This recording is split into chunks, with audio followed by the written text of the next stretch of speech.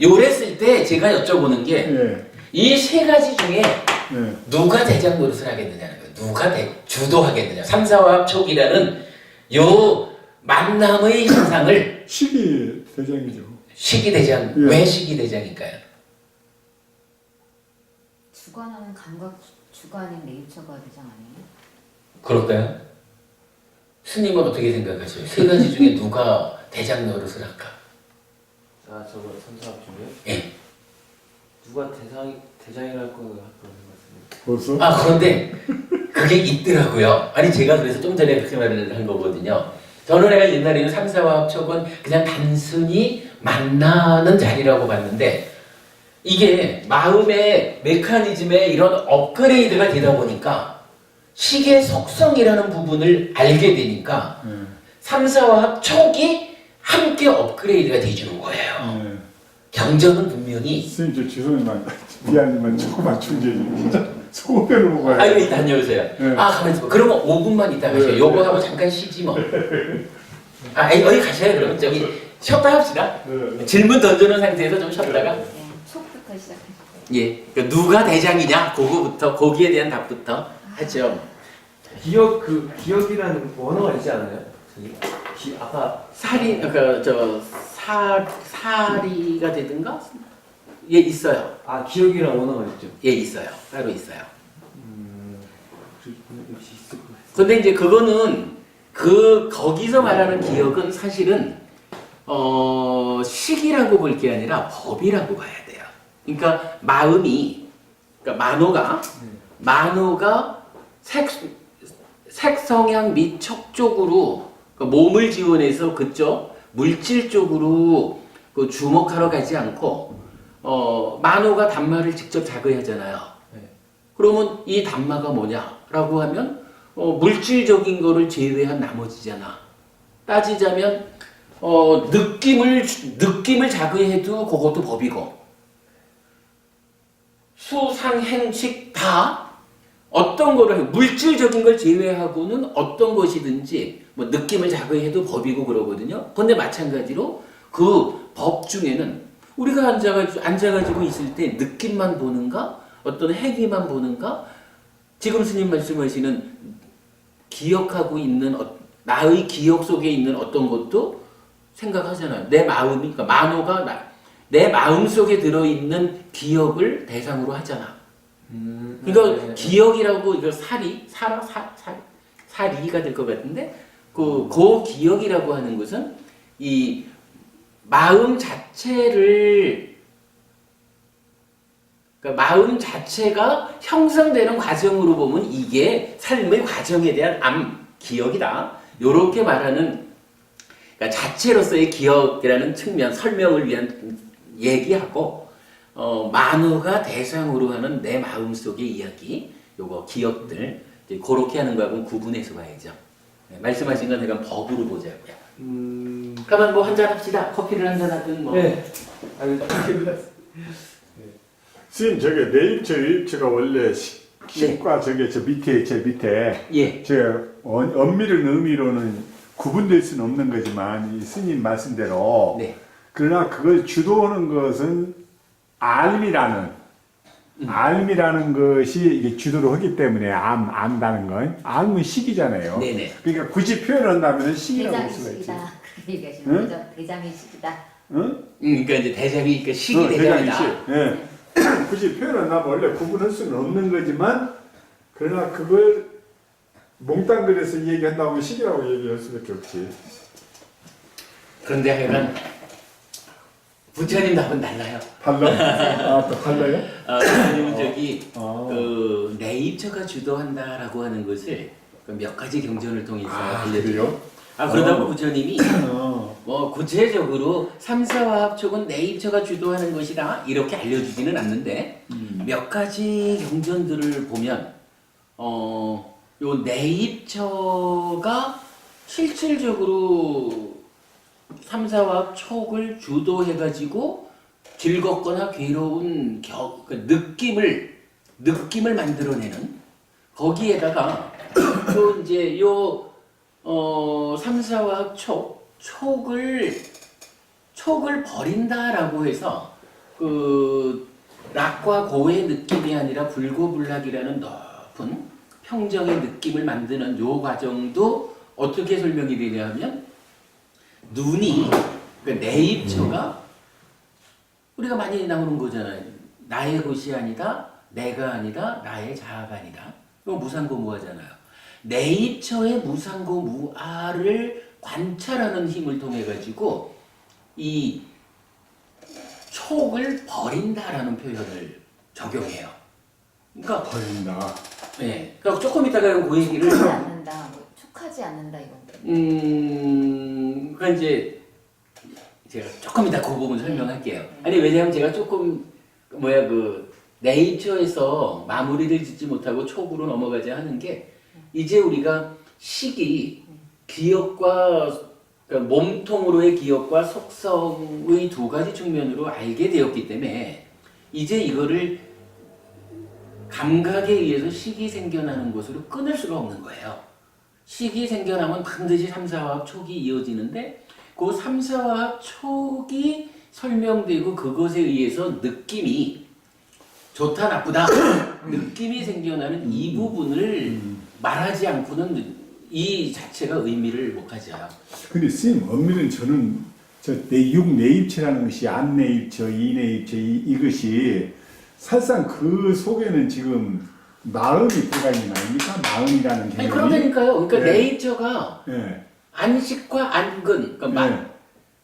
눈의 마음과 눈의 감각 기능이 합해져서 예, 그러니까 예, 마음과 예, 몸이 예. 합해져야 그게 네이처인 안이 된다라는 거죠. 예. 그러니까 당연히 그러니까 이제 우리가 지금 얘기한 거로는 저기는 이 순간 그러니까 1000조개짜리의 마음이 눈이라고 하는 몸과 합해져야 안이라는 네이처가 된다. 근데 지금 천조개의 눈의 마음이라는 것은 오염된 천조개의 마음이지 않습니까? 그게? 예예 그러죠? 예. 그러면 그때 그 마음이라는 그러니까 안네이처와 저 위에 그 찢다라는 그 심이 있잖아요. 그건 지금 순수한 찢다지 않습니까? 지금 그동안 다르잖아요. 그 얘기는 예. 조금 더 진행이 돼야 됩니다. 그래요? 그 얘기가 결국은 이제 우리가 수행으로 가서 음. 산염초 수행에서 삼매를 만들고 삼매 상태에서 이제 여실직연 하게 된다라고 부처님이 알려주고 예, 예. 그 상태에서 사마타 윗바사나의 과정을 거쳐가지고 찢다가 청정해지는 것이 수행의 완성이라. 그러니까 그 부분을 부처님은 여러 단계로 설명해주고 있거든요. 그러니까 오늘 이제 제가 거기까지를 가려고 했던 건데 뭐 그렇게는 못 갈 것 같네. 뭐 다음 주에 더 가면 되고.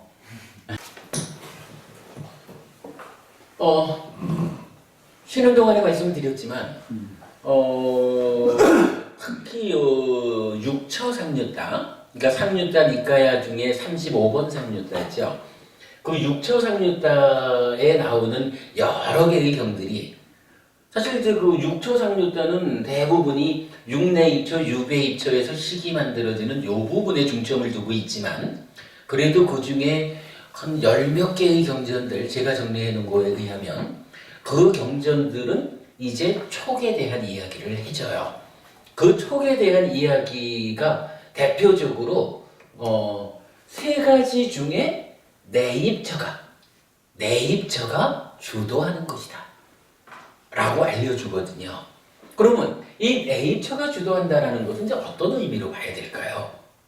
기본은 이거겠죠? 식이 만들어지는데 그러니까 새로운 식을 새끼치는 과정에, 즉 감각 과정에 식이 갖고 있는 두 가지 측면 중에 몸통, 기억이라는 건 이미 이제 작용을 했죠. 그러면 남아있는 게 의도고 소망이고 속성이 이제 여기에 개입을 하겠죠. 이런 의미 같아요. 저기 아파트에 사셔요? 예. 혹시 그 옆집에 뭐 고등학생 좀 누가 있을까? 뭐 있다고 치죠. 뭐 좀 가깝다고 치죠. 그런데 옆집 아이가 한 30등 했어요. 그러면 법부님 우리가 보통은 그렇게 말하지 않을까요? 화나지 않아요. 그 얘기죠. 보통은 어떻게 이 장면을 말하냐 하면 괜찮아.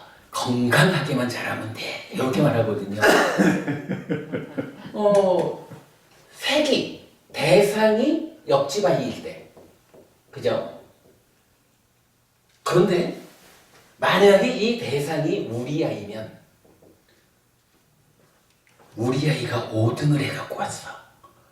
세상에 이런 일이 어떻게 있을 수가 있어요? 이렇게 되죠.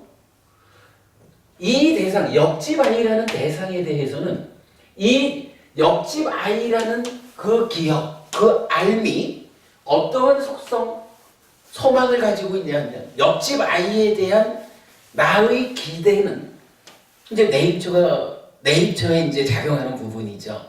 옆집 아이에 대한 나의 기대는 그가 30등을 하든 1등을 하든 내가 별로 기대할 바가 없는 거죠. 그러니까 우리 아이 친구가 됐든 한 동네 아이니까 공부 못했다고 너무 그러지 마요. 건강하면 되지. 그야말로 행복이 성적순인가? 이렇게 말할 거라고요. 그런데 그 대상이 우리 아이가 돼봐. 우리 아이에 대한 나의 속성, 기대감, 소망, 목적 이런 것이 이제 여기 3, 4화합 쪽에서 작용을 하잖아요. 그러니까 5등만 해갖고 와봐. 큰일 나고 과외를 하나 더 시켜야 되나? 이래 되는 거 아닙니까? 그러면요 어떤 일이 생겨요? 옆집 아이가 30등을 해갖고 왔는데 거기서 나는 괴로울 일이 없어. 그죠? 어찌 보면 만약에 친구다 그러면 에이구 네 친구가 공부 못해서 친구 엄마가 좀 속상했겠다 이러면서도 속으로는 아이고 경쟁자 하나 줄었네 라고 기뻐할 수 있는 거라 느낌이라는 게 말입니다. 이렇게 생겨나는 거 아니겠어요? 결과. 그런가 하면 이게 우리 아이가 5등을 했으면 30등한 옆집 아이보다 얼마나 잘했어요. 이거 잘했다 하고 기뻐해야 될 일인데 상관해요. 여기에 아들에 대한 기대가 1등을 기대하고 있어봐. 세상에 30등한 아이한테 괴로움이 안 생기고 뭔가 그래도 보통은 사람들이 조금 남이 못되면 좋아하죠. 그런 어떤 즐거움이 있었다면 5등이나 해갖고 왔는데도 나는 괴로워하고 있단 말이에요. 느낌을 만드는 과정이라 이게 단순히 아까 제가 옛날에 잘못 해석했을 때 식으로 우리 아이다라고 하는 기억이 개입해가지고 즐겁고 괴롭고가 아니라 우리 아들이다라고 하는 그 기억은 이미 식이 만들어지는데 우리 아들이요? 라고 분별에 알아준 식에서 이미 썼고 그 아들에 대한 기대, 소망 요게 3, 4화합 초기에는 작용을 하는 거예요. 그러니까 이게요 새로 생겨난 식이라고 하는 거는 사실은 식이 혼자 있는 건 아니잖아요. 이 외입처에 대해서 옆집 아이야 우리 아이야 옆집 아이를 보아서 참으로 즐거움을 주는 아이다. 아니면 좀 마음에 안 드는 아이다. 어떤 형태로든 외입처에 대한 알미라는 것은 사실은 이게 하나로 묶여져 있다고 봐야 되잖아요. 그죠? 그리고는 이 묶여져 있는 상태의 식이 옆집 아이인지 우리 아이인지라고 하는 것은 사실은 그것 때문에 즐거울 것인지 괴로울 것인지에 크게 작용을 안 하는 거예요. 사실은요, 우리 아이가 5등을 해갖고 와도요, 어떤 부모는요, 야, 너 참 잘했다. 훌륭하다. 옆집 아이는 30등을 했는데 너는 그래도 5등이나 했네? 경우에 따라서는요, 30등을 해가지고 와도 괜찮아. 아빠가 살아보니까 말이지. 성적순이 행복순하고 같지 않아. 네가 잘할 수 있는 게 공부가 아닐 수도 있어. 부모에 따라서 이렇게 아이의 미래를 보는 그렇게 아이에 대한 소망, 기대, 목적을 가질 수가 있잖아요. 그러면 우리 아이기 때문에 5등 해온 걸로 반드시 괴로운 게 아니라 지금 내입처인 나의 마음이 내입처인 내가 어떠한 소망기대 목적을 이 속성을 가지고 있느냐에 따라서 30등을 해갖고 와도 나는 괴롭지 않을 수가 있는 거죠. 느낌을 생겨나게 하는 것으로의 삼사와 합쳐. 신의용기가 분명히 그렇게 말하잖아. 촉을 조건으로 수가 있다. 이렇게 말하는 거잖아요. 그러니까 느낌을 만드는 것으로의 삼사와 합촉은 삼사가 화합하는 것인데 누가 주도합니까?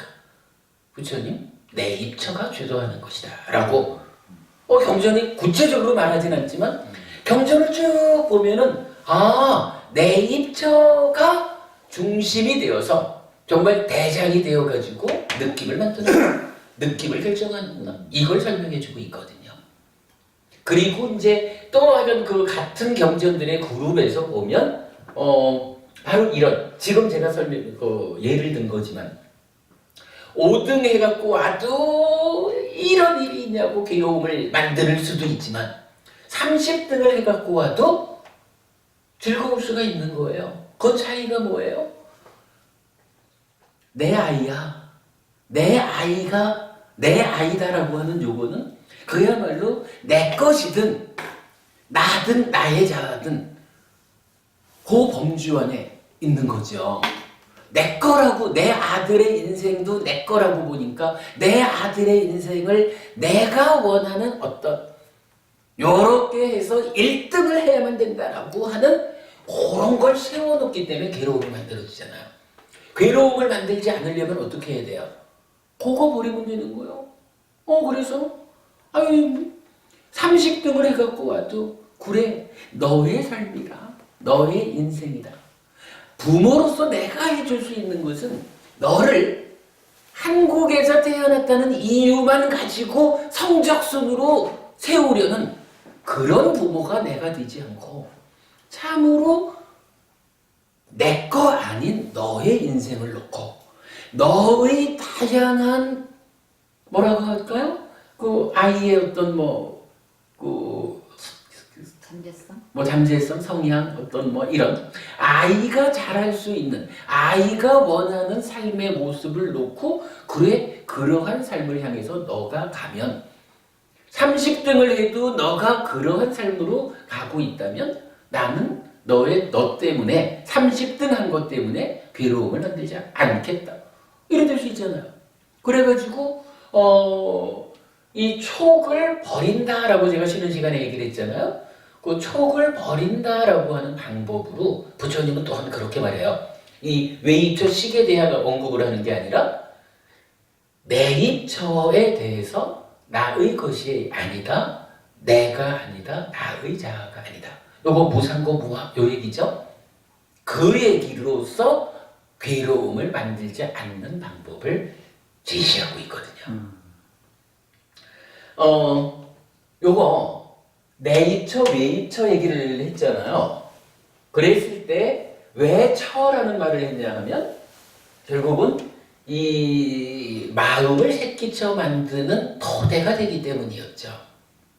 마음이라는 게 가장 중요한 거지만 우리 삶에서는 불교하는 이유가 사실은 별거 있나요? 괴롭지 않고 행복하려고 요거잖아요. 요 느낌이라고 하는 것도 사실은 굉장히 중요한 거거든요. 그래서 경에서는요. 요 느낌을 만드는데 없어서는 안 되는 아까 내입처, 외입처 두 가지는 식을 만드는데 없어서는 안 되기 때문에 아야따나 처라는 말을 부여했잖아요. 그러니까 자격을 준 거잖아요. 이제 느낌이라는 것이 이렇게 중요하다 보니까 경전에서는 느낌을 만드는 촉에 대해서도 느낌의 토대가 되는 것이다. 삼사화합 촉이라는 요 과정, 내입처가 주도하는 요 현상, 과정, 요거 없이는 느낌이 생겨나지 않는다. 느낌이 저기죠. 그러니까 몸으로 느끼는 느낌도 있지만 이제 영어로 이제 필링인데 꼭 이 몸의 느낌이 아닌 어떤 접촉되는 뭐 뭐랄까 그런 것도 다 그 느낌이 들어가 있나요? 아, 일단 잠깐만요. 네. 그래서 이러한 느낌이라는 그 중요한 것을 만드는 것, 그 토대가 되는 것은 촉이죠. 그러다 보니까 이 촉에 대해서도 철하는 자격을 부여해요. 그래서 요것도 촉철하고 촉철하고 해서 촉이 이제 빨리어로 파싸거든요. 네. 그래서 파싸나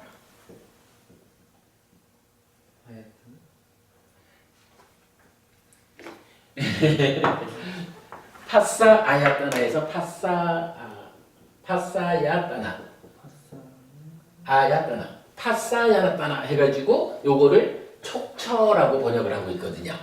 촉에도 척자, 그 철하는 자격을 부여해요. 그리고 마찬가지 이거 뭐 안이비설신의 그대로 6가지가 생기는 거잖아요. 그래서 육촉철하고 불러요. 그리고 좀 전에 제가 말씀드렸지만은 요거 어떻게 하면 이러한 식의 그러니까 네이처 식의 속성에 개입해가지고 괴로움을 만드는 요거를 벗어날 것이냐라고 할 때 저는 이제 촉을 버린다고 표현을 했지만 경전은 정확하게는 육촉철을 버리는 것이다 이렇게 나타나요. 육촉철을 버린다. 그 의미 우리가 기억하자고요. 그리고 이제 스님 질문하신 요 느낌은요 사실은 제가 볼 때는 가장 이해하기 어려운 주제가 느낌이에요. 제가 볼 때는. 근데 이제 요거를요, 요거를 지금 우리가 또 설명하기에는 너무 어려울 것 같고, 마침, 지난주하고 어제하고 부산법회가 지금 마음의 메커니즘이 요거 지금 거의 같이 가고 있거든요. 지난주 수업 2개 중에 2번째 수업이 요 느낌에 대한 이야기를 시작을 했어요. 그래서 이제 사실은 굉장히 중요한 이야기를 담고 있어요. 지금 스님 말씀하시듯이 요렇게 이제 육체적으로 생겨나느냐 아니면 따지면은 우리 어빈과보라는 건 뭐예요? 행위를 잘하면은 행복이 생기고 행위를 잘못하면 괴로움이 생기잖아. 업에 의해서도 고활악이면 일단 느낌이죠. 뭐. 수라고 표현을 안 해서 그렇지. 근데 경전은 그거를 까이까 외다나 몸의 느낌 째따시까 외다나 보통은 요거를 정신적 느낌이라고 해석을 하고 있지만 경전이 알려주는 바에 의하면 째따시까 외다나는 행위의 느낌이야. 행위를 잘못하면 괴로움이 생기잖아. 그런 부분들 해가지고 지난주에 1시간 반 정도 느낌을 2가지로 나누는 방법에다가 5가지 느낌의 기능이 어떻게 말해주느냐 해가지고 1시간 반 정도 설법을 하고 우리 카페에요. 카페에 수업 보고를 정말 이만큼 길게 적었어요. 제가 그거 거의 하루 종일 걸려가지고 느낌을 2가지로 분류하는 법에서 5가지로 분류하는 법하고를 함께 보아야 느낌이 설명이 돼, 사실은. 그래서 그거 정말 이만큼 글로 적어놨거든요. 그래서 동영상 보시면서 조금 부족한 부분을 수업 보고 글을 참고하시면 그 느낌에 대한 기본적인 이해가 될 거고, 어저께 법회에서는 이제 짧은 시간에 가지고 108방편경이라는 경에서 보면 느낌을 2가지, 3가지, 5가지, 6가지, 18가지, 36가지, 108가지 이렇게 이제 느낌을 다양하게 설명해 주거든요. 그래서 근데 이제 그 중에 사실 우리가 가장 이해가 어렵고 중요한 게 2가지로 말하는 거, 5가지로 말하는 거, 요거를 이제 복합적으로 이해하는 거고, 2가지로 말하는 것 중에 사실은 또 하나가 스님 우리 이제 대념처경 같은 데 보면은 수념처 해가지고 느낌을 9가지로 나누어서 말해주잖아요. 그래서 뭐 락고 불고불락 그리고 보통 그 해석하기를 세간적인 락, 세간적인 고, 세간적인 불고불락, 출세간적인 락고 불고불락 이렇게 이제 해석되어 있잖아요. 저는 그거를 달리 풀었어. 그걸 달리 풀어가지고 몸의 영역에서 생겨나는 느낌, 사미사 웨다나. 그 사미사 웨다나라는 말을 세간적이라고 해석을 했는데 그 아미사라는 말 자체가 육체, 고기 이런 말이야. 그래서 이제 그렇게 이제 해석을 했고 니라미사라고 해서 육체 아닌 느낌. 그렇게 이제 그 해석이 돼요. 그러면 그 얘기는 제가 이거 뭐 수업에서 다 설명을 했는데 수행을 보는 눈이 달라지는 거라. 느낌을 수념처 수행, 느낌을 보는 사념처 수행을 한다라고 할 때 하나의 느낌을 놓고 이게 몸에서 생겨나는 즐거움일까? 아니면 몸이 아닌 달리 말하면 만호가 단말을 감각하는 데서 생겨나는 즐거움일까?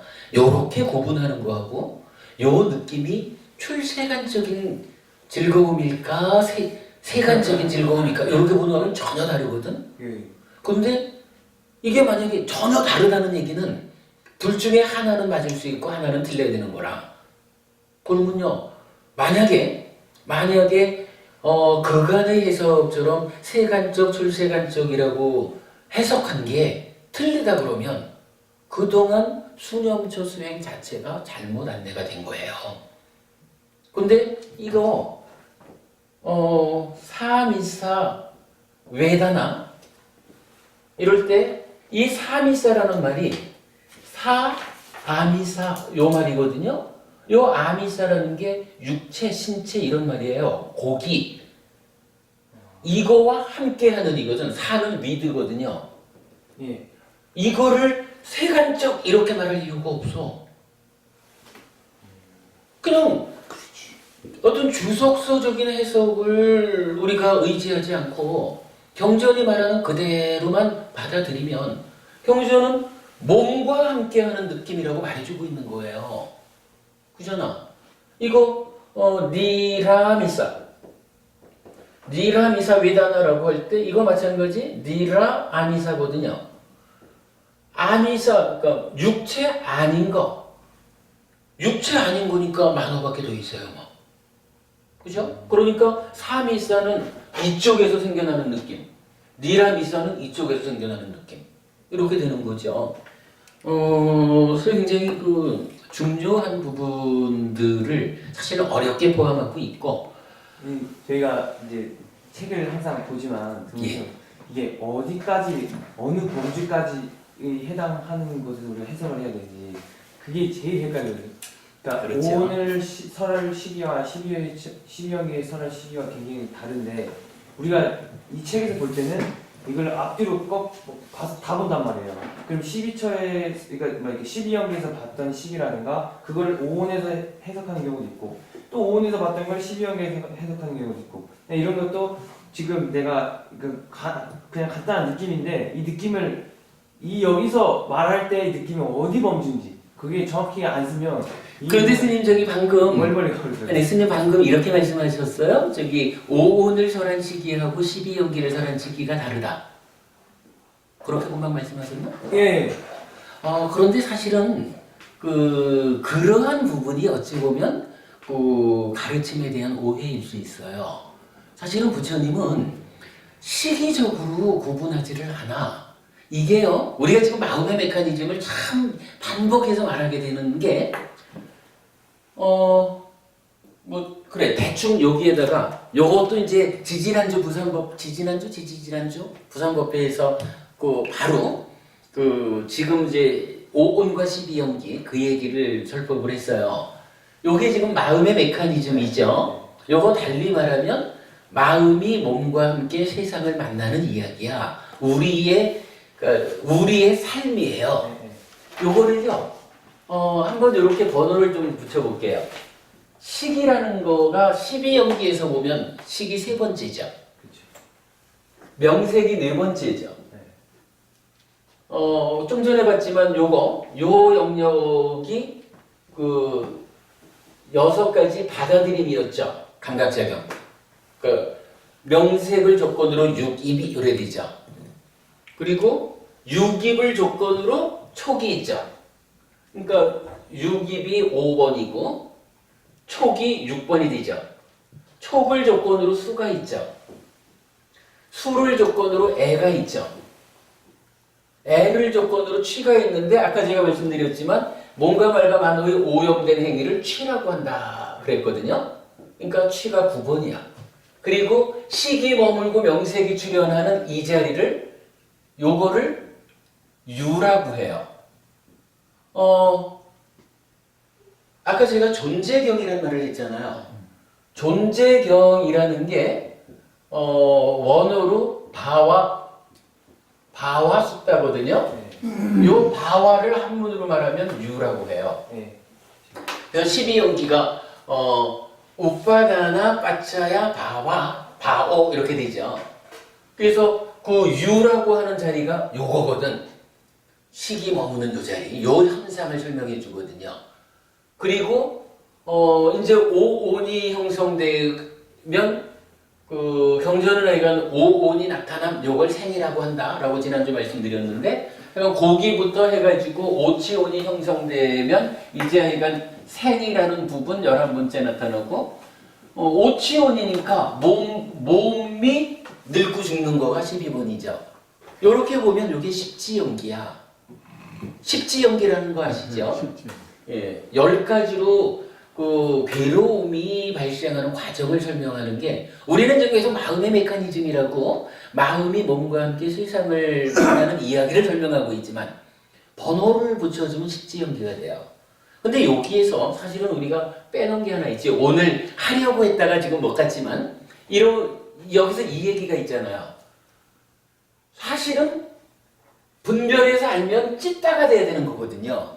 근데 요 찢다가 뭐 어떠냐 해서 아까 우리가 얘기한 거로 결국 사념처 사마탈 윗바사나를 통해서 완성하는 게 뭐냐 하면 이 찢다가 청성해지는 거. 그래서 찢다의 해탈, 심해탈, 부동의 심해탈 이렇게 말하는 거죠. 그런데 지금 십지연기로 괴로움의 발생을 설명하는 가운데 보면 찢다는 안 들어가 있잖아요. 수를 조건으로 애가 되거든. 요 얘기는 뭐예요? 찢다는 찢다인데 탐에 의해서 오염된 상태의 찢다잖아요. 그 이미 오염된 상태로서의 가래를 전제해 놓고 이 가래를 전후해가지고 괴로움이 발생하는 과정을 설명하면 이게 십지연기라.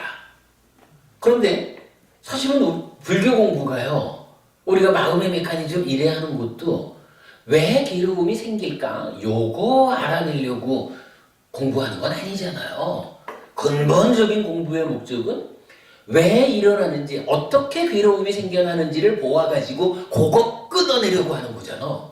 그죠? 불교 공부의 목적이 어차피 불교가 고와 고멸이라고는 하지만 고를 알기 위해서는, 고멸을 실현하기 위해서는 고를 알아야 하기 때문에 어떻게 생겨나는지 알아야 끊어내지. 그것 때문에 하는 거거든요. 그러면 십지연기를 통해서 이렇게 써놨지만 어쨌든 이거는 괴로움의 원인이라고 말하는, 고진멸도 사성제 집성제잖아요, 가래가. 이 가래를 이미 전제해 놓고 설명하고 있는 거예요.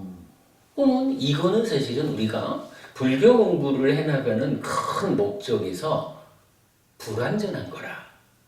따지자면 찢다가 청정하게 행위하면 문제가 안 생기는데 왜 이게 오염돼서 가래가 되어가지고 문제를 만들까? 요 과정이 설명되지 않으면 의미가 없다고요. 그래서 이제 요 탐 이렇게 나오지만 찢다가 오염돼서 가래가 되는 요 과정을 설명해 줘야 돼요. 요 과정이 어떻게 되냐 하면, 자, 뭐 이거 우리가 다 좀 본 거죠. 대략 설명을 해보면 식이 수를 상의 개입하에 분별해서 하는데 상이 병들어 있어요. 번뇌라고 했죠. 번뇌가 개입을 하니까 알미 어떻게 돼요? 왜곡된다 그랬죠. 알의 왜곡이 어떻게 나타나나요? 무명, 그리고 무명이라는 것으로 존재화가 되었다라고 하는 것은 탐과 진이 현상으로 드러나는 거죠. 그러면 일단 내면의 인식 과정의 문제로 무명이라는 게 생겨났어요. 그리고 그 무명이 탐 또는 진으로 대표적으로 탐으로 이제 탐이라는 현상으로 드러나는 거예요. 그런데 여기서 또 부처님은 한 가지 중요하게 찝어주는 게 내면의 이야기 때문에 탐이 생겨났다고 해서 무조건 찢다가 오염돼서 가래가 되는 것은 아니다라고 말하는 거야. 그 얘기는 어떻게 표현이 돼요? 요 내면적으로 생겨난 탐이 가래를 만드는 중간에 어떤 과정이 있다라고 하면 그 과정이 있어야 오염된다 이렇게 말할 거 아니에요. 부처님은 여기에다가 과정을 하나 주거든.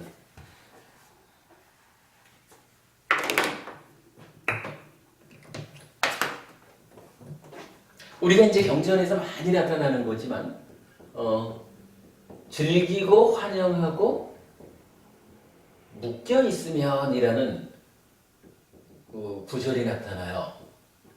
요거 무슨 이야기냐 하면 이제 내면에 번뇌가 인식 과정에 개입을 해가지고 무명이 그러니까 왜곡이 생겨나서 무명 그리고 무명이 탐으로 이제 실제로 이제 대상에 대해서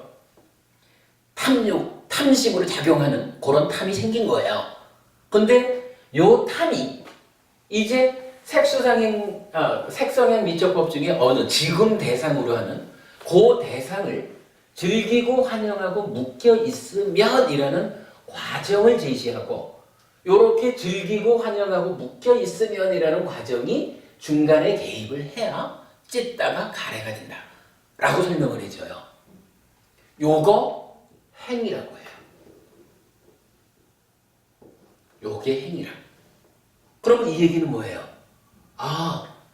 무명이라고 하는 것을 조건으로 즐기고 환영하고 묶여 있으면이라는 행이 있고 요 행을 조건으로 찢다가 가래가 되는구나. 이렇게 되는 거죠.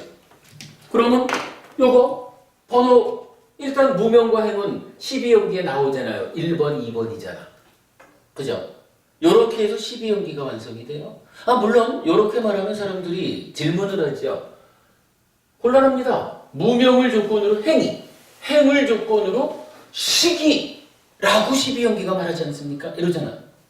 여기서는 가래를 만든다고 하니까 어떻게 행을 조건으로 8번 가래 이렇게 됩니까? 이래 말할 수 있어요.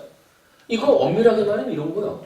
이게 행이 없으면 찢다가 청정한 행위를 해서 식을 머물게 하지 않아요.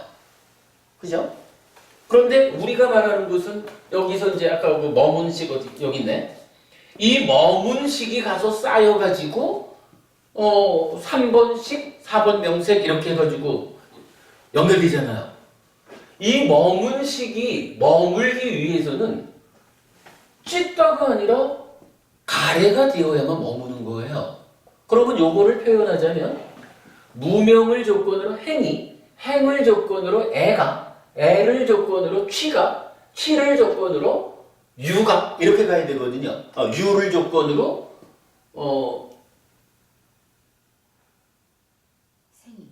생이 노사가 이렇게 되는데 이제 요 연결 관계를 사실은 그 가운데 이 유 안에 들어있는 게 식이잖아. 요 식이 머문 것이 이제 3번 식으로 연결되는 생과 노사는 이제 일단 좀 벗어나는 거로 봐야 되니까. 그러면 식이 머문다라고 하는 요것이 있어야 3번 식이 있는 거예요. 그러니까 어떻게 보면 요거는 취를 조건으로 식이 있다 이렇게 말을 해야 되겠죠. 그런 연결 관계를 보이거든요. 그러면 이게 이런 순환 관계를 볼 때 취라고 하는 두 가지는 행을 조건으로 식이 있다라고 하는 가운데서 중복이 돼버려. 그죠? 수를 조건으로 취, 유, 생, 노사 이렇게 가는 그 과정에 행을 조건으로 하는 취가 중복적으로 있잖아. 중복적으로 있는 이거를 더 나타내줘서 14연기를 만들 일은 아니죠. 그리고 어쨌든 이런 연결관계를 보면 이 행이 없으면 가래가 없으면서 이식이 없잖아요. 그러니까 이식은 분명히 행을 조건으로 생겨나는 식이라 12연기가 이렇게 연결이 돼요. 그리고 말이죠. 얘기 나온 김에 하자면 이 즐기고 환영하고 묶여있으면이라는 요 구절이 경전에서 어느 정도로 강조가 되냐 하면 우리 카페에서 그래요. 즐기고 환영하고 묶여있으면이라는 말로 검색을 하면 굉장히 많은 경전들을 제가 막 모아놨어요. 그 경전들 중에 보면 이런 표현이 나타나요. 비유가 나타나는데 물고기가 물속에서 자유롭게 헤엄치고 살잖아요. 그런데 저쪽에서 지렁이가 한 마리가 이렇게 놀고 있거든. 쫓아가서 그걸 탁 물었네. 그런데 이게 그냥 지렁이가 아니고 사실은 물 밖에서 낚시꾼이 낚시방을 탁 해가지고 지렁이를 꼽아놓은 거네. 그러면 자유롭게 헤엄치던 요 물고기가 그 낚시바늘 지렁이를 무는 순간 어떻게 돼요? 한마디로 말하면 물고기의 삶은 끝장난 거지 뭐. 그죠?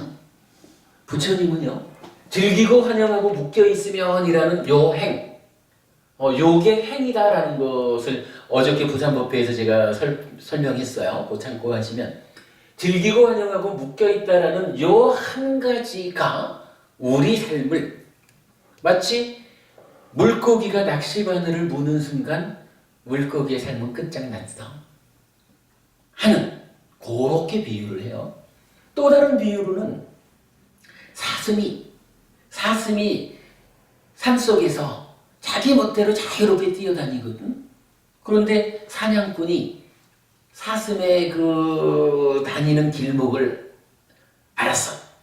거기에다가 올가미 하나 딱 쳐놓으면 어떻게 돼요?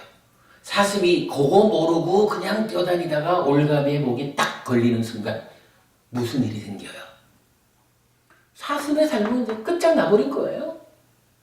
요거 즐기고 환영하고 묶여있으면이라는 요거가 바로 청정한 찢다를 오염된 가래로 만드는 그런 작용을 하기 때문에 찢다를 형성하는 작용으로 그런 작용을 하기 때문에 우리 삶을 그렇게 끝장내버린다는 거예요. 따지면 요 놈 때문에 우리가 중생이 되어가지고 욕계색계 무색계의 중생으로 살아간다는 거예요. 그 삶을 윤회하고 있다는 거예요. 요렇게 놓고 보면 12연기가 마음의 메커니즘 안에서 그대로 번호만 붙여주면 되죠. 그러면 이 얘기는 뭐예요? 12연기가 어디 하늘의 별 떠오듯이 아주 추상적인 어떤 개념을 설하는 거냐 하면 그게 아닌 거라. 그냥 마음이 몸과 함께 세상을 만나는 이야기. 그렇죠? 만호라는 마음이 안입이 설신이라는 몸과 함께 색성향 미적법 세상을 만나는 이야기죠. 이것이 식이 되어가지고 안입이 설신 또는 색성향 미척이라고 하는 거기에서 생겨나는 느낌을 상의 개입하여 분별해서 하는 이렇게 윌냐나라는 마음도 몸과 함께 세상을 만나는 거예요. 그래서 이 부분은 어찌 보면은 몸으로부터 좀 분리해서 내적으로 마음 혼자 하는 일 이렇게 말할 수도 있겠지만 일단은 그런 전체적인 과정으로 보면 이 관계가 연결되어 오죠. 그러니까 마음이 몸과 함께 만난다라고 표현해도 크게 무리는 아니죠. 그런가 하면 찢다는 어떡하나? 찢다 몸과 말과 만으로 행위하잖아. 몸과 말과 함께 색성향 미적 법이라는 대상에게 행위하는 게 또한 찢다잖아요. 우리가 산다라는 게 별게 아니에요. 식이라고도 그러니까 심이라고도 의라고도 식이라고도 빨리어로는 찢다라고도 만호라고도 윈냐나라고도 하는 이 마음이 몸과 함께 세상을 만나는 가운데 어디에서 어떤 문제가 있으면 괴로움이 생길까? 그거 풀어놓은 게 12연기예요. 근데 그게 우리가 세상을 만나면서 사는 이 삶이 사실 뭐 초등학생들 초등학생 수준의 공부를 하듯이 그래 쉬운 이야기가 아니다 보니까 12연기가 어려운 거예요. 우리가 이렇게 그야말로 니까야를 풀어서 마음의 메커니즘을 만들어내지 않았으면, 이러한 그림을 그려내지 않았으면 사실은 12연기 못 푸는 거예요. 그거 마음의 메커니즘이 풀어졌기 때문에 12연기가 이렇게 알려지는 거예요. 뭐 사실은 제가 어제 부산법회, 제가 아까 장고부님 어제 부산법회가 참 멋졌다 그랬잖아요. 그거 하여간 동영상 올려드릴 테니까 보시면 어제는 요 이야기, 요 내면의 이야기를 좀 더 심도 있게 했어요. 오늘 왜 그 얘기 반복해 해드리려다가 못했는데 뭐 하여간 다음 주에 또 꼭 하자고요. 그러면 거기에서 보면 이 가래가 어떻게 형성이 되고 이 가래를 어떻게 소멸하고, 여러분 저기 오도송이라고 아시죠? 부처님 깨달음의 노래. 부처님 깨달음의 노래가 보면 어제 하여간 공부하신 법부님이 그러시더라고요. 그냥 노래인 줄 알았어요. 그랬는데 그렇게 오도송이 알려주는 바가 번뇌를 소멸하고 탐을 소멸해서 가래가 소멸하고 뜯다가 회복되는, 그러기 위해서는 몸과 말과 만호의 행위가 먼저 사념처 수행을 통해서 제어돼야 되는 요 부분을 오도송이 말해주더라고요. 그래서 어제 우리가 그 얘기 했잖아요. 다른 노래도 아니고 부처님이 깨달음을 성취한 그때에 내가 이러한 깨달음을 성취했다라고 깨달음을 드러낸 그 노래를, 그 오도송을 우리가 풀었습니다. 어찌 보면 오도송을 풀지 못했다라고 한다면 부처님이 깨달음을 드러내준 그것을 정확히 보지 못했다라고 말해도 되는 거예요. 깨달음의 노래이기 때문에. 근데 그러한 오도송이 어떤 방법에서 풀어졌느냐 하면 결국은 이 그림인 거라. 우리가 마음의 메커니즘을 어려워하면서도 어쨌든 이걸 풀어내려고 시도하는 것이 부처님 가르침이 우리 삶을 떠나서 설해진 게 아니기 때문에, 부처님은 모든 가르침을 우리 삶 위에서 설하셨기 때문에 이걸 떠나서는 불교를 알 수가 없기 때문에, 하여간 뭐 산다는 게 초등학생 수준으로 쉽다면 얼마나 좋을까마는 현실적으로는 박사과정 밟는 것보다 더 어려우니 삶의 문제를 풀으려면 공부해가지고 논문 쓰는 수밖에 없는 거지요. 뭐. 그래서 어려워도 우리가 공부를 하는 거라. 근데 이제 얘기가 좀 더 내가 가버렸는데, 이제 스님 여기서 그럼 한 가지 얘기를 더 해야죠. 자, 오온과 12연기가 설해진 시기도 다르고 이런데 과연 12연기의 식과 오온의 식, 이런 부분들이 어떻게 쓰였을까? 이렇게 이제 의문을 가질 수가 있는데, 사실은 니카야는 그렇게 말하지 않는 거예요. 자, 마음의 메커니즘 하나를 놓고 번호를 매겨주니까 12연기가 됐어요. 근데 부처님은 마음의 메커니즘이란 뭐 이런 표현을 안 하셨죠. 그림을 그려주지도 않으셨죠. 그냥 설법을 하셨죠. 그런데 이렇게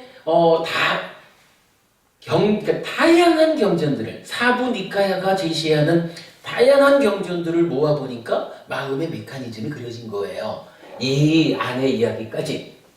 그리고는 거기에 번호를 붙여주니까 이제 12연기가 가래를 전제로 설해지는 그 괴로움의 발생 과정도 아니고 아예 찢다가 어떻게 오염돼서 가래가 되어가지고 괴로움이 생겨날까 하는 그 부분까지를 총체적으로 설명하고, 그러기 때문에 이제 뭐 다음 주에 한번 보자고요.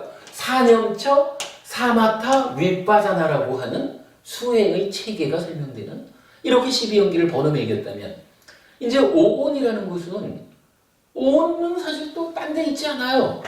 색이라고 하는 게 뭐냐 하면, 색이 안입이설신 색성향 미척, 요게 색이에요. 물론 색은 여기도 있거든. 그러나 색이라고 하는 것은 큰 색. 예, 넓은 의미의 색이 우리가 말하는 명색 이렇게 말할 때의 물질인 거예요. 그러나 작은 의미로는 눈의 대상인 그렇죠. 그죠? 형체가 있고 색깔이 있는 요것만 또 작은 의미는 색이라고 말하죠. 그러나 실제로 경에서 보면 뭐 그 아까 제가 느낌 말씀도 드렸지만 그 느낌에서도 넓은 의미, 좁은 의미로 보지 않으면 해석되지 않는 그런 내용들이 있어요. 그거 우리가 풀어내는 거거든. 하여간 어쨌든 경전은 여러 단어를 넓은 의미, 좁은 의미로 쓰는데 일단 색이라는 것도 이렇게 안입이 설신 색성향 민촉 마음이 몸과 함께 세상을 만나는 요걸로 색이 나타나거든요. 수라고 하는 것은 이 수가 어떻게 생겨나요? 이러한 물질의 감각 과정에서 식의 속성이 개입해가지고 느낌이 만들어지잖아. 이러한 느낌, 그 색의 연장선상에 있죠. 그리고 거기에 식이 분별해서 하는데 상이 내적으로 개입을 한다고. 요 상에 의해서 상이 병든 것으로의 번뇌, 그리고 그것에 의한 알매 왜곡으로의 무명, 탐과 진. 무명과 번뇌 합하면 시, 이래서 탐진치가 설명되고. 그리고 나면 이제 이러한 즐기고 환영하고 묵혀 있으면에 뭐 오온의 행은 아니지만 다른 역할로서의 행이 개입을 해서 가래가 생겨나면 가래가 몸과 발과만으로 오염된 행위를 하는 요거 행위잖아. 어디 갔어? 그리고 이러한 오염된 행위의 결과로 식이 머물러서 가서 쌓이죠. 결국은 이러한 마음의 메커니즘 또는 12연기 요것이 필요에 의해서 괴로움이 발생하는 과정으로 설명될 땐 12연기고 요것을 오치원인 나라고 하는 자기 존재를 구성하는 요 측면으로 보면 물질이 쌓이고 느낌이 쌓이고 상이 쌓이고 행이 쌓이고 식이 쌓인다 라고 해서 오온을 설명하는 거거든요. 요거는요 니카야에는 어느 자리에도 오온과 12연기가 설해진 시기가 다르다 라고 나오지 않아요. 대표적으로 부처님이 깨달음의 과정을 설명하는 뭐 과거 7불, 그러니까 밑바시 부처님부터 샤카무니 부처님까지 7분의 부처님의 깨달음의 그 직접적인 과정을 설명하는 데에 보면 열이자의를 통해서 12연기를 단계별로 꿰뚫어 알았다. 이런 장면이 나타나요. 그런가 하면 그거와 대등하게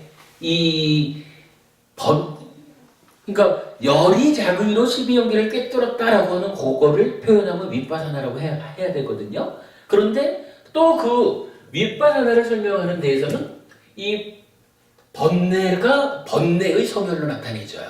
근데 이 번뇌의 소멸, 윗바사나의 구체적인 내용이 뭐냐 하면 오온에 대해서 색하고 그러니까 색과 색의 일어남, 색의 사라짐, 수의 일어남, 사라짐, 상행, 식의 일어남, 식의 사라짐.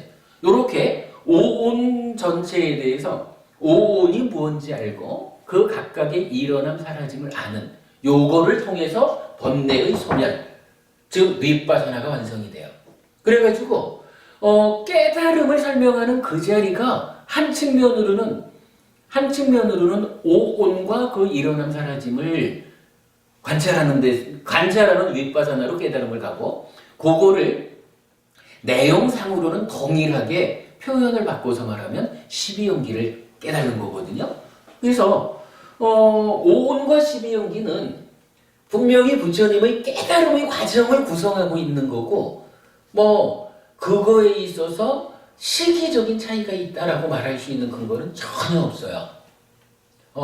근데 이제 약간 특히 이제 우리 뭐 중국 쪽으로 오면서부터 그 교상 판석 그러나요? 그래서 뭐 12년을 아함을 설하고 뭐 이렇게 이제 말을 하죠. 이건 뭐 그냥 중국에서 그렇게 말한 것뿐이라 부처님은 전혀 그렇게 구분되는 게 없어요. 그래서 그러니까 아까 이제 잠깐 그 표현을 하시길래 제가 지적을 한 거예요. 일단은 삶의 이야기이기 때문에 우리가 마음의 메커니즘으로 풀어낸 이 이야기 위에서 오온도 12연기도 다 풀어지는, 그러니까 함께 설해져 있는 거예요. 아, 그리고 참 제가 좀 전에 오도성 얘기하면서 우리에게 기분 좋은 이야기 하나 하자면 제가 그런 거예요. 아까 이제 말씀드렸듯이 오도성을 못 풀었다라고 하면 가르침을 정확히 해석했다고 말할 수 없을 것이다.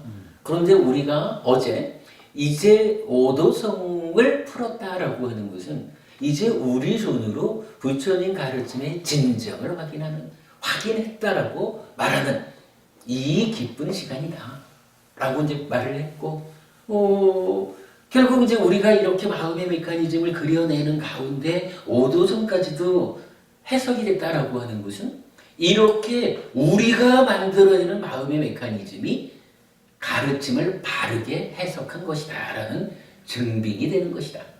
이렇게 이제 어저께 제가 얘기를 했었어요.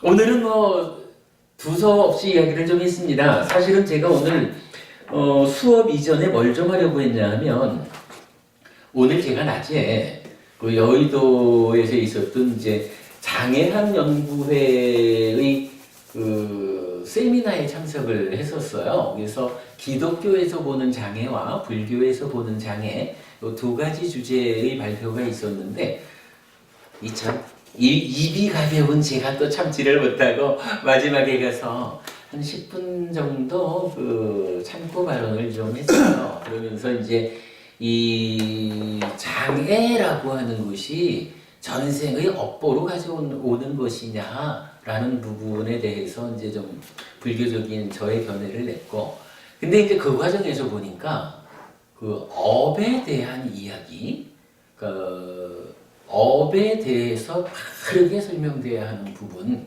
이 부분이 너무 중요하다. 이건 내가 천상 한마디 하지 않을 수 없다. 이래가지고 이제 이야기를 좀 했거든요. 그 얘기를 제가 좀 오늘 시작하면서 들려드리고 가려고 공부를 시작하려고 했는데, 그 업에 대한 이야기, 업이 여기 있잖아요. 업에 대한 이야기를 시작하기 위해서 요 얘기를 잠깐 꺼내다가 이 얘기를 그냥 끌려 들어가 버렸어요. 오늘 그 장애학 세미나에서 제가 발언한 것은 글로 정리해서 카페에 올려놓겠습니다. 여러분 좀 보시고요. 시간이 또 너무 많이 갔네요. 마치죠. 질문, 이제 수업은 마친 거로 하고. 질문 있는데요. 예, 질문하십시오. 그 온 색상의 속에서의 그 행위, 네. 몸과 말과 그 만호의 행위잖아요. 네. 근데 아까 그 무명에 의해서 즐기고 환영하고 묶여 있는 그 행하고 어떻게 차이가 나는 건지. 사실은 그뿐만 아니라 행을 도합 4가지 측면으로 제가 설명을 했어요. 그거 저기 지난주인가 지지난주인가 그 부산법회의 동영상을 좀 찾아보시면은 마음의 메커니즘에서 오온 이렇게 이제 제목을 붙여놨거든요. 이게 여기도 행이 있잖아요. 그러니까 가래를 형성하는 거로. 그런데 사실은 12연기에서는 행을 또 어떻게 설명하냐 하면 상과 수가 찌따를 형성하는 작용이다라고 해서 신행 이렇게 표현을 해요. 물론 이제 신행 어행도 있고, 그렇게 보면 12연기의 무명을 조건으로 행위라고 하는 것은 그러니까 직접적인 표현으로는 찌따를 만드는 자리를 행위라고 설명을 해요.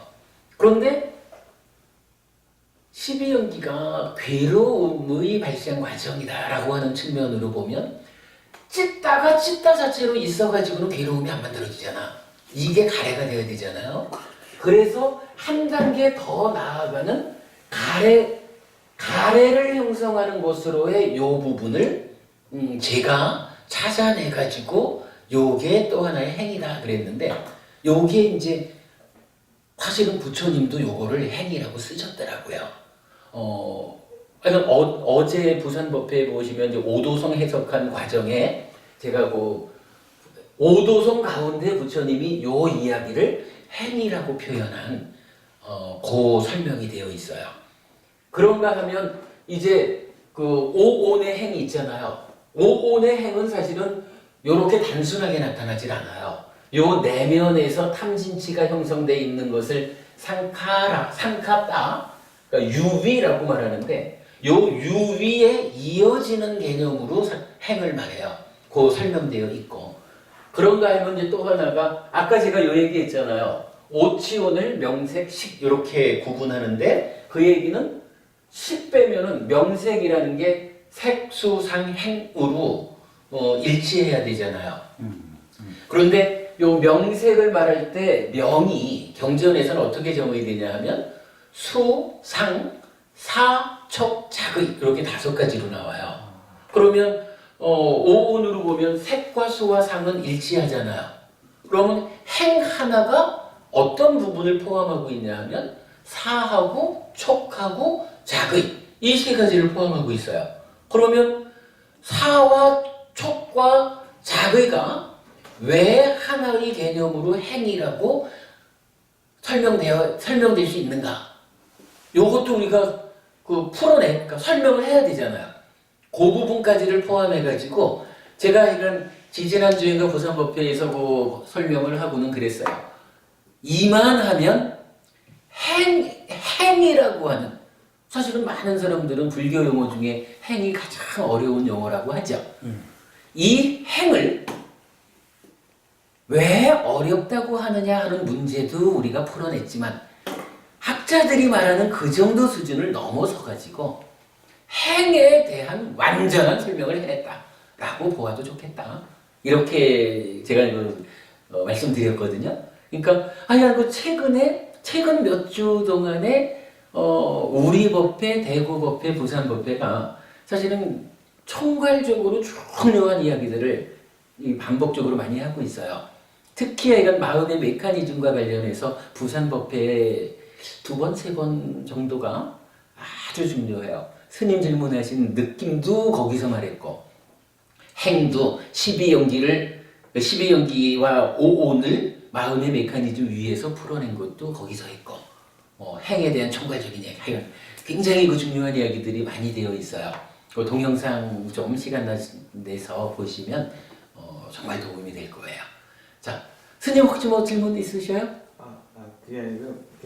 아까 제가 시기가 다르다는 게 다른 게 아니고요. 예. 제가 이제 니까야를 제가 다 본 건 아니에요. 근데 이제 번역을 하면 해보면 금강경도 그렇고 이제 일반 경전 보면 여기에 항상 독특한 특징이 있는데 번역하는 과정에 여기서 맨 첫 구절을 치면 나는 이와 같이 들었다. 어느 기수 국고동에서 무엇 이렇게 날짜는 안 나오지만 장소가 반드시 나와요. 예. 근데 그걸 유추해 봤을 때 이 부처님께서라든가 아니면 뭐 아라한다든가 그분들이 가서 어느 장소에서 이런 법을 설했고 또 다른 장소에서 이런 법을 설했고 그렇게 이제 봐지거든요. 장소가 또 다 달라요. 네네. 그러면 이제 이게 시기가 다르겠구나 이제 딱 판단이 쓰더라고요. 근데 법 자체에는 잘 모르겠는데 일단 나와 있는 그런 뭐랄까 유추했을 때 그렇게 나오면 만약에 내가 뭐 일주일 전에 오은의 법을 설했다면 다음 일주일 후에는 12연계 쓸 때는 분명히 시기상으로도 다를 것이고 그럼 말을 하는 데 있어서도 좀 더 다르지 않을까라는 알겠습니다. 타당한 말씀인데 근데 아마 이렇게 보시는 게 좋을 것 같아요. 기본적으로 법은 하여간 우리 삶의 이야기에서 부처님은 고진멸도 사성제 그 안에 포함된 12연기 8정도 뭐 이래가지고 다 완성이 그게 모두게 다 완성이 되었기 때문에 이제 부처가 된 거죠. 그런 상태에서 45년이라는 삶을 이제 부처로서의 삶을 사시는 동안에 누구를 만났을 때 그 사람이 어떠한 가르침을 필요로 하는가에 대해서 어떨 때는 요 얘기하고 어떨 때는 요 얘기하고 어떨 때는 요 얘기하고 하면서 보통 말하는 뭐 대기설법 이런 의미도 될 거고 그냥 소비자가 왕이다 라고 필요한 대로 설법을 해주셨는데 나중에 이제 결집의 과정에서는 결국 모아가지고 총괄적인 이야기가 설 수 있는 그러한 필요한 경전들은 다 모아가지고 니까야로 결집을 했다. 그러다 보니까 그 부분을 뭐 시간을 구체적으로 말하지는 않았지만 그래도 신뢰를 갖고 말해주려면 누구를 어디서 만나가지고 이런 이야기를 했다라는 것이 밝혀져야 되는 거죠. 그게 이제 그 경전의 편집의 의도인 것 같고, 그 부분이 하여간 우리가 이제 뭐 중국과 함께 살아온 과정이 길다 보니까 중국 불교에서의 어떤 그 과정, 뭐 그런 부분 때문에 그 가르침이 시기별로 좀 상승된 가르침이 설해졌다거나 이런 어떤 이제 그렇게 이제 생각할 수가 있는데 우리가 이제 사부니까를 중심으로 공부를 해보면 그런 부분은 전혀 아닌 것 같아요. 우리가 이걸 그렇게 이해하고 공부를 하자고요. 마칠까요? 수고하셨습니다.